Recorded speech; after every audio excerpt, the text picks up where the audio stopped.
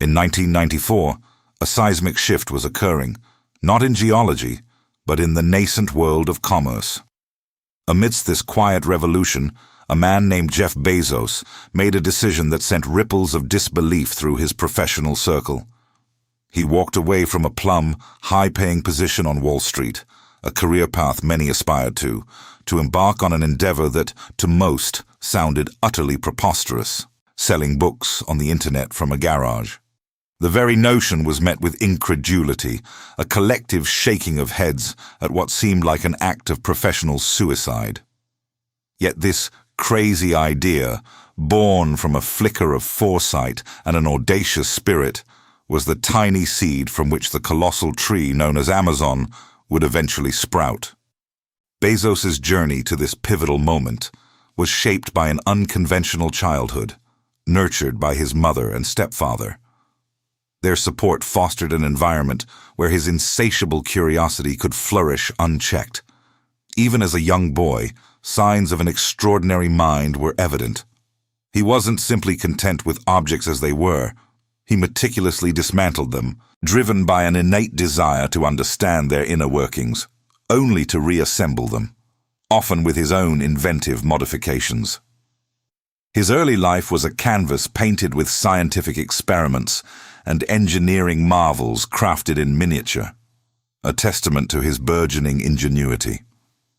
This fascination extended beyond tangible mechanics, delving into the realm of science fiction, where visions of the future ignited an ambitious thinking that would later define his entrepreneurial spirit.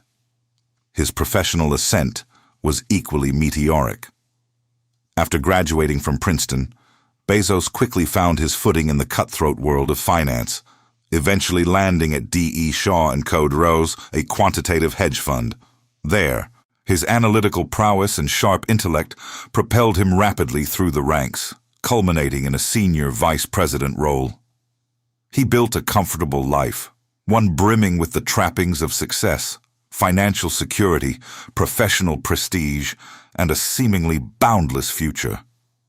Yet beneath this veneer of prosperity, a subtle disquiet brewed. A gnawing sense of unfulfillment persisted, an unarticulated longing for a venture that could truly leave an indelible mark, something far more impactful than the daily machinations of the stock market. The internet, still a nascent phenomenon, entered his awareness not as a gentle whisper, but as a thunderous wake-up call.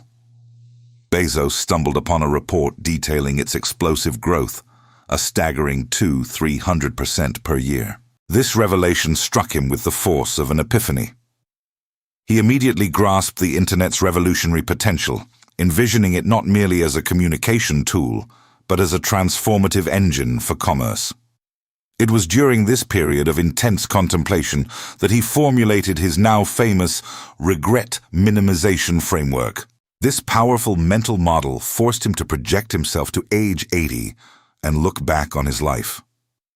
Would he regret taking a chance on the internet, even if it failed? Or would he regret staying in his comfortable, high-paying job, forever wondering, what if? The internal conflict was palpable, the security of a guaranteed future versus the unprecedented opportunity of an uncharted frontier. The decision was made. With newfound resolve, Bezos approached his boss, David Shaw, explaining his audacious plan. Shaw, a shrewd businessman himself, recognized Bezos's talent and tried to persuade him to stay, offering incentives and cautioning against the immense risk.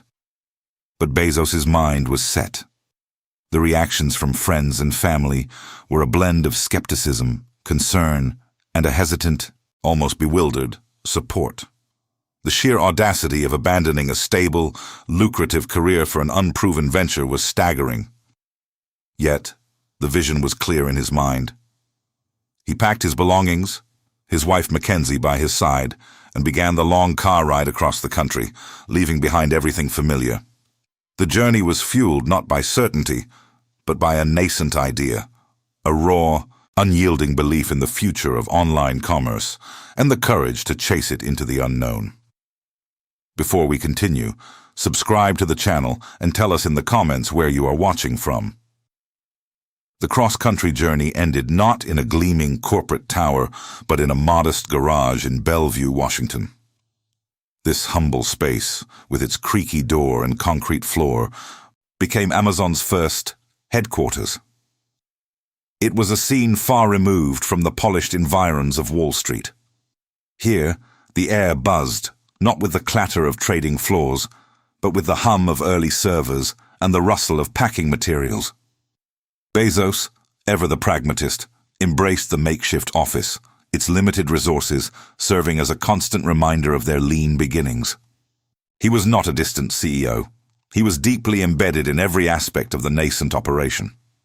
He personally packed books, wrestled with the nascent website's code, and, perhaps most crucially, answered customer calls himself. Every interaction was a learning opportunity, a direct line to understanding the needs and frustrations of his pioneering online shoppers.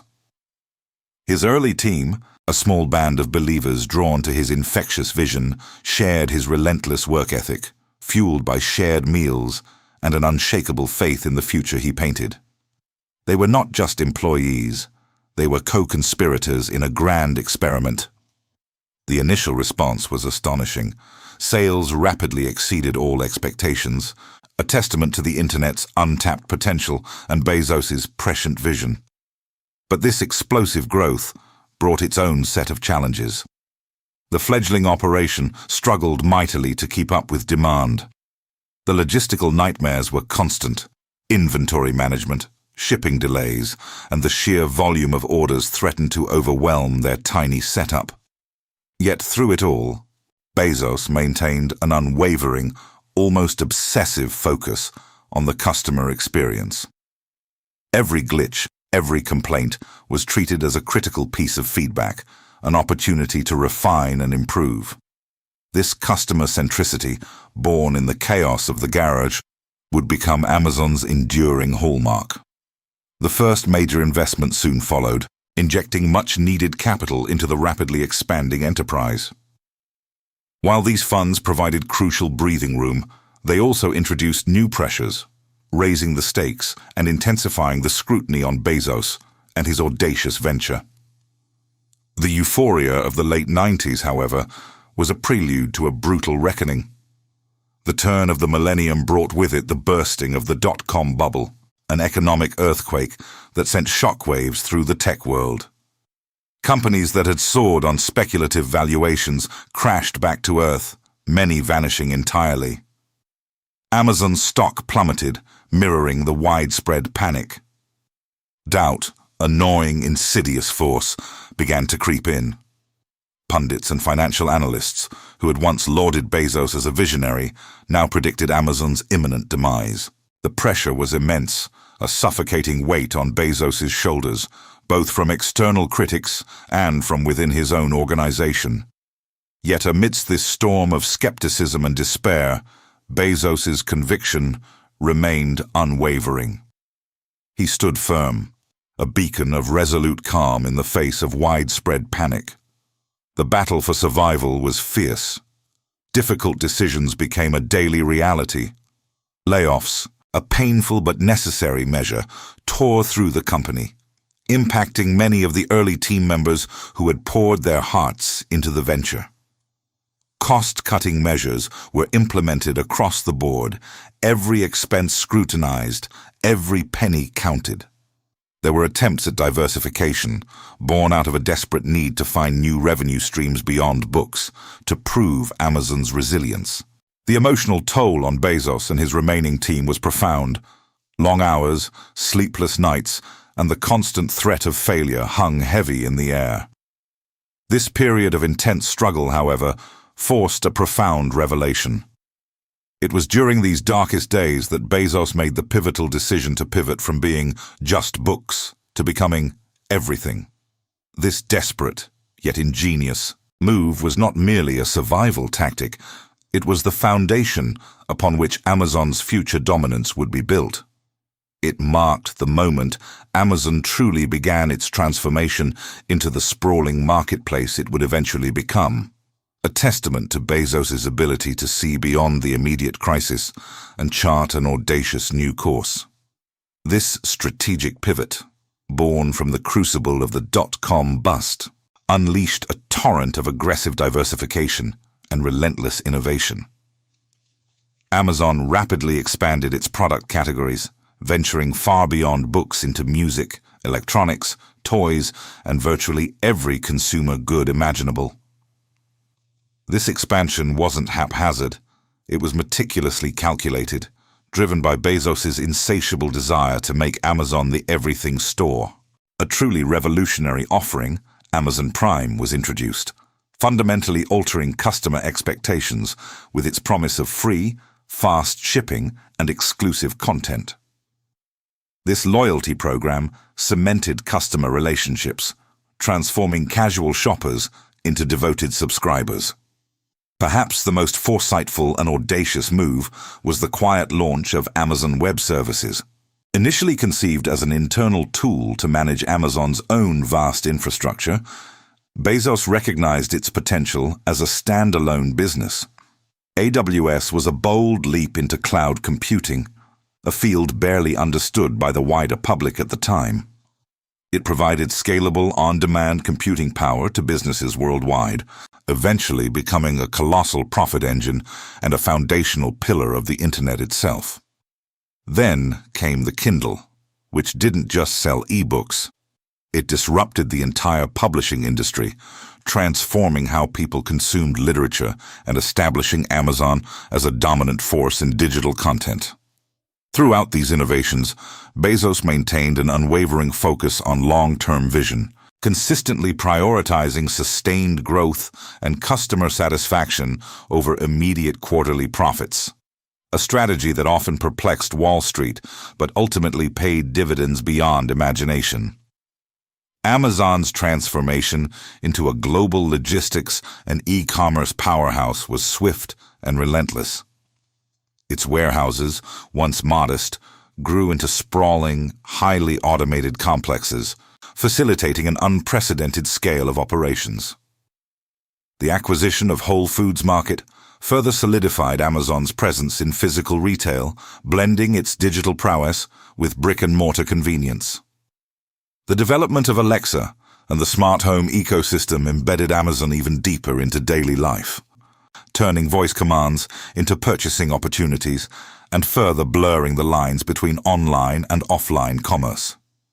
However, this meteoric rise did not come without its share of growing scrutiny and criticism.